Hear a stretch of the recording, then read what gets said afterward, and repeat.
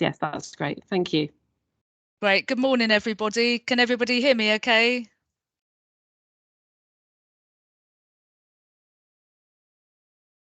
Everyone able to hear me? Yes, that's brilliant. Great. Okay. Well, I'm very sorry I can't be there in person like other people. I've got a sick child, unfortunately, so I'm very sad not to be meeting you in person, but very nice to be there remotely nonetheless. So I'm going to be talking to you about the Field Studies Council's experiences of digital learning during the pandemic. And until last month, I was the digital learning officer at the Field Studies Council, but am about to start a postdoc fellowship in Exeter, at Exeter in biodiversity learning. So all change for me at the moment. So I'm sure many of you will have heard of the Field Studies Council, but just in case, Field Studies Council is an environmental education charity to help people of all ages experience the environment at first hand. And the Field Studies Council welcomes over 2,500 schools to courses at the Field Studies centres every year. Like many learning institutions, the Field Studies Council had to make a rapid transition from in-person learning to online in 2020, with the additional challenge of being an outdoor learning provider. And this is a summary of the organisation's pandemic programme. There were field-based live lessons for secondary and later on primary, online events, digital packages for schools, and CPD webinars for teachers. And at this point, I must credit Janine Madison and Dave Morgan, who are in the room with you, who were working for FSC in 2020 and were instrumental in making this programme such a success. So I'm going to be focusing on Fieldwork Live, a programme of live streamed lessons for key stages 2 to 5 biology and geography, which took place in April and May 2020. Live lessons were presented by centre tutors in the field and broadcasting managed by an external company called Encounter Edu. It's the subject of a study we published earlier in the year in the Journal of Disciplinary and Interdisciplinary Science Education Research. So I'm going to play you a video of excerpts from Fieldwork Live to give you a general flavour. So hopefully if I press the link, that will now work smoothly.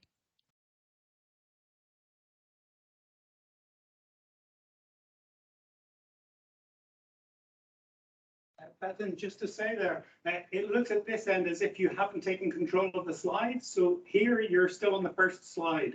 So it may be that you need to take control at your end. Okay, yes.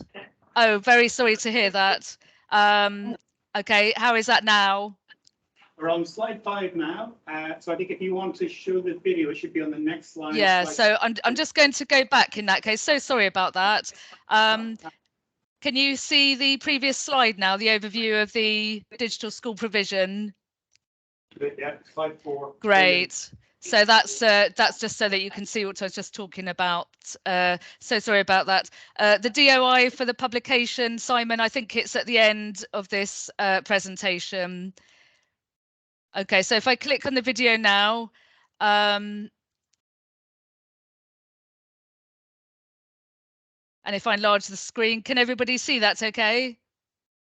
Sorry there, Bethan.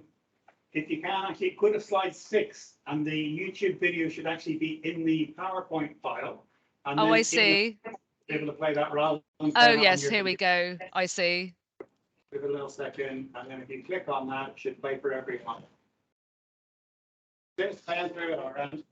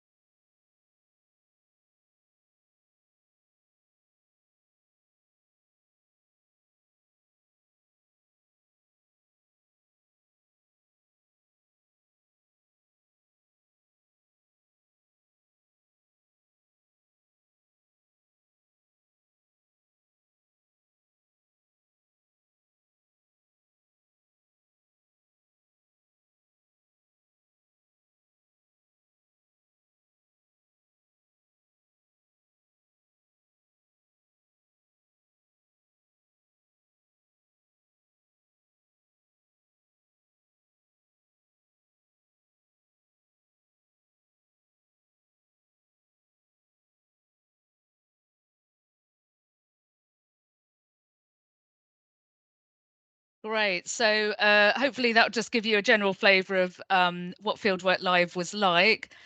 And centre fieldwork, which of course is such an important part of a residential course, was substituted with investigations that students could undertake either virtually or locally. So you can see here for this Rocky Shore live lesson, for example, students collected abundance data using a set of photographs of quadrats like this one. For the hydrology live lesson, students collected soil texture and infiltration data in their back gardens, which they shared via the ArcGIS Survey 123 app, providing a nice data set for student analysis. So what was really important about Fieldwork Live is it didn't require any specialist equipment, but relied on items that students would have in their home, such as a ruler or a jug. The level of digital expertise required was low, as the main learning platform was YouTube, and students didn't need to download any digital apps or have access to a printer, as worksheets could be completed online. Teachers were supported with pedagogic and technical guidance on using the live lessons with remote classes, with post-lesson webinars to share experience. The production team used shout-outs, live Q&A sessions, and social media to develop the learner community, with some examples shown here in the slide. And preparatory resources for learners were used to familiarise students with field localities and techniques, making good use of ArcGIS story maps, like the example shown here.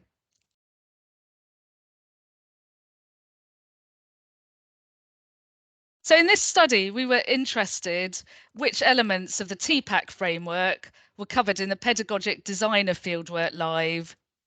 Many of you will be familiar with the TPCK or TPAC framework developed by Kohler and Mishra, which seeks to explain how three areas of knowledge, technology, pedagogy, and content interact in technology-enhanced learning.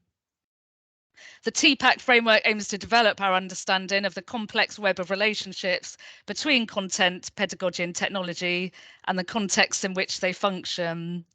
And 233 teachers completed an online feedback survey about the opportunities and constraints provided by Fieldwork Live, which we analysed using a thematic content analysis. And here, I don't know how well you can see the small text, but I'm going to be reading some of this out. So this shows our emerging model, with the text being sample comments from the teacher data for each evidence segment. So you can see that we have the technology that was used in the programme in the blue circle, the pedagogy in the green, and the content in the orange.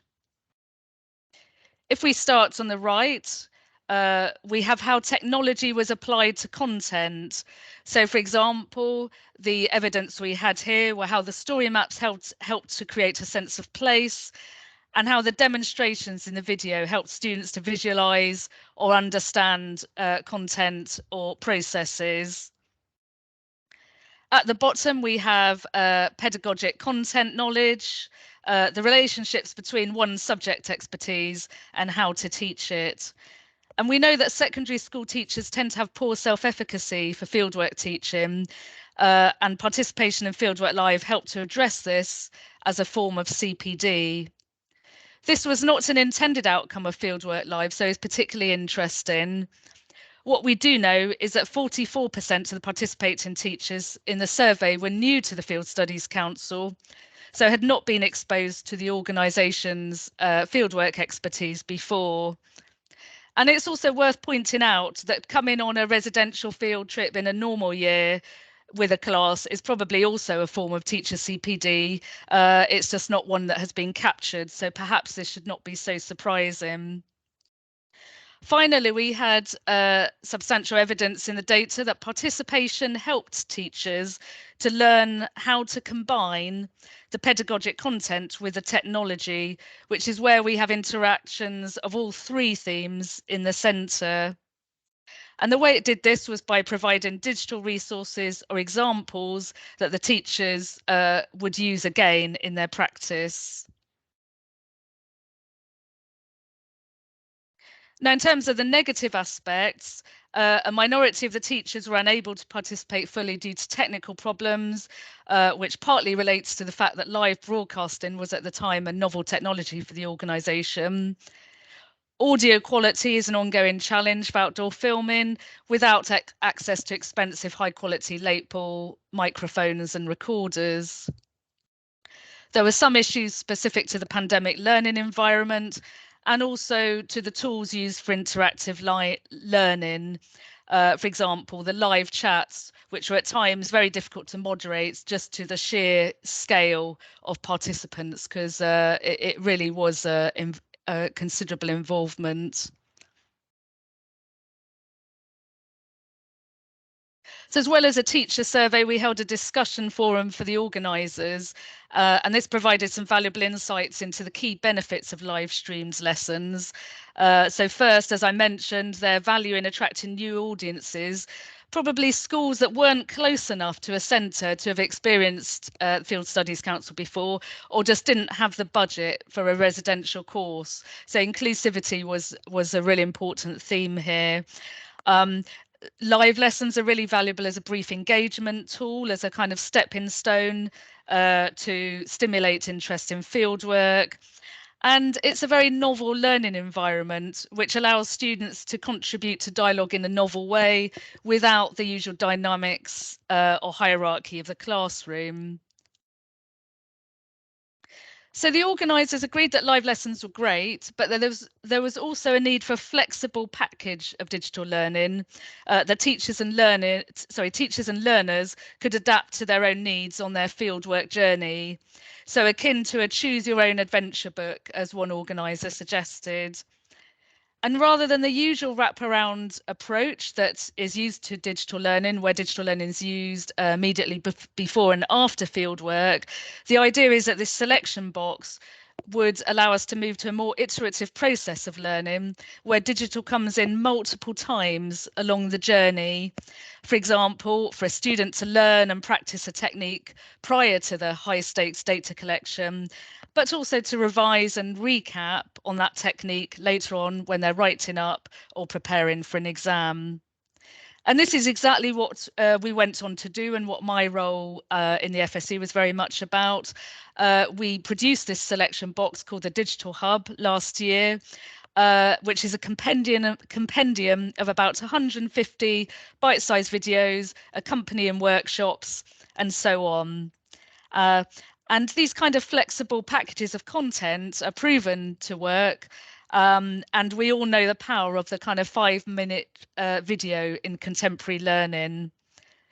So the FSC now has a couple of thousand teachers enrolled to the Digital Hub. Unfortunately, there's been no full evaluation as yet, which I was hoping we'd have by this event. But we have had some informal feedback, which has highlighted its value for revision, independent student inquiry, and also as a catch-up for students that miss field trips. So again, it's about that inclusion that we know digital learning is so valuable for. So that just gives you a bit of a snapshot into our digital learning experiences in the Field Studies Council, and kind of where that has taken us next. And if you have any questions, please feel free to put them in the chat. And here's the references. Thank you very much for listening.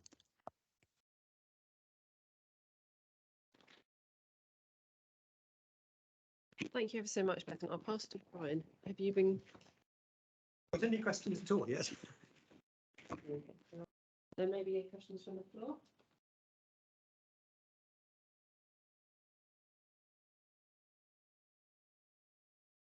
What sort of reaction response has the work had for students, the learners in this situation, as the learners? Thank you, Jeff. That's unfortunately not something that was captured in depth, because the evaluation survey was aimed at teachers. Can you hear me okay? I'm getting terrible feedback at this end. Yes.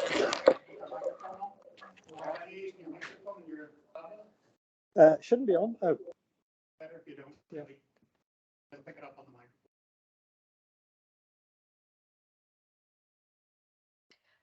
Okay, let's try again. Yeah, so I'll just repeat that again. So this was not something that was captured in the survey, unfortunately, which is a weakness of the study and partly an effect of the kind of everything just being so fraught in the pandemic.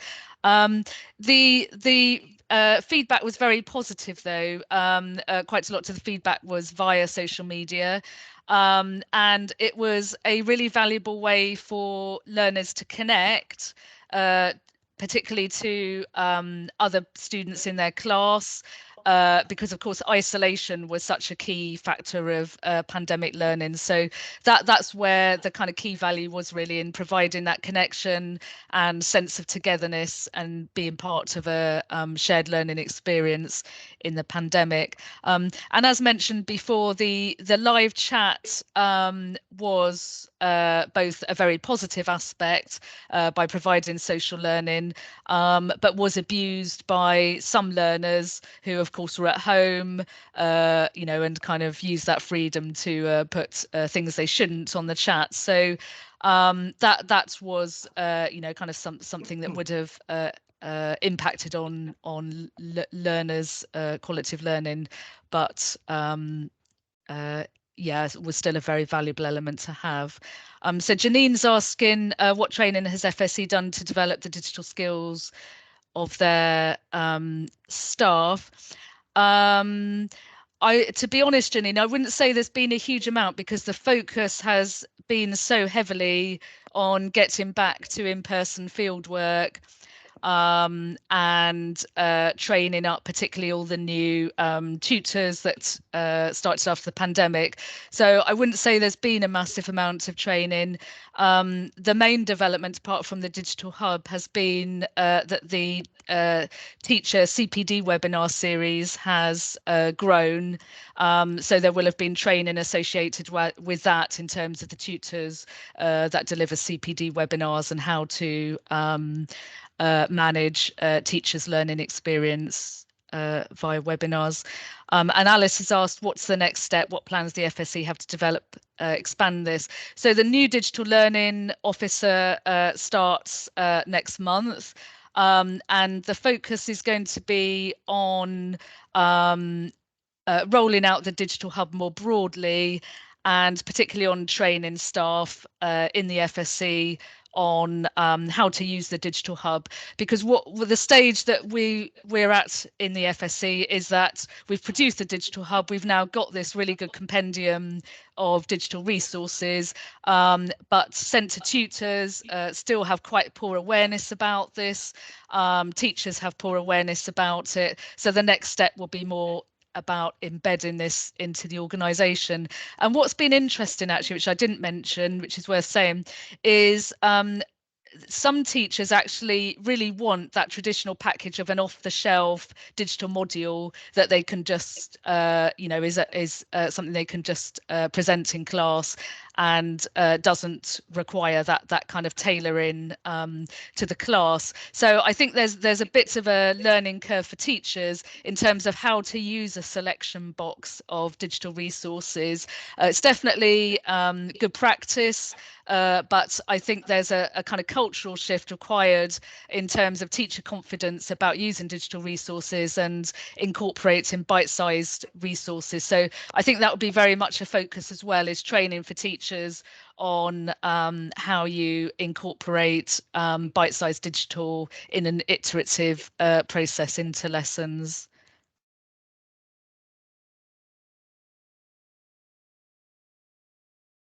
Yes, that's a good point, the focus on sustainability. Sorry, I didn't cover that more.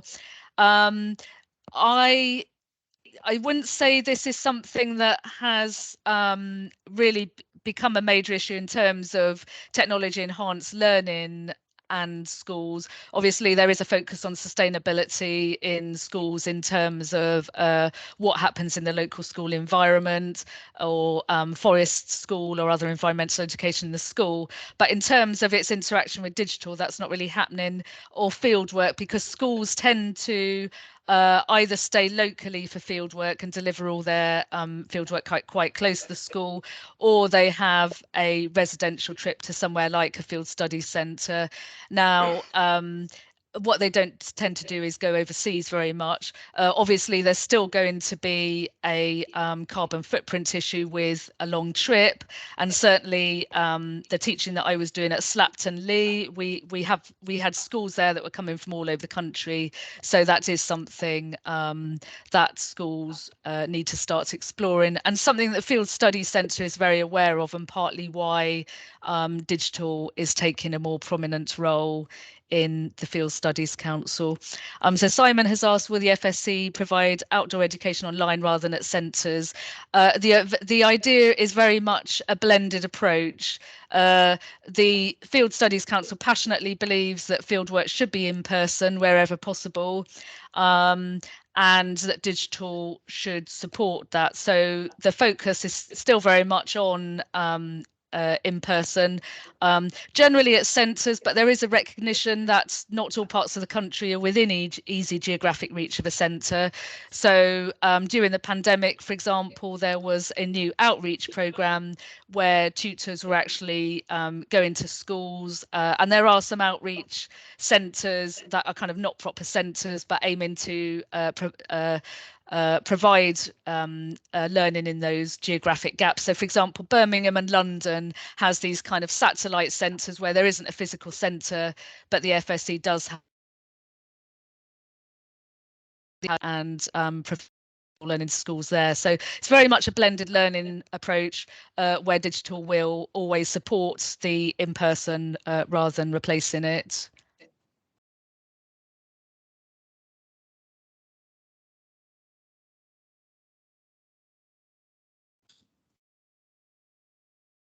Okay. If there are no further questions, thank you ever so much, Bethan, for that keynote. That's a really great start for day 2. Thank you. Thank you.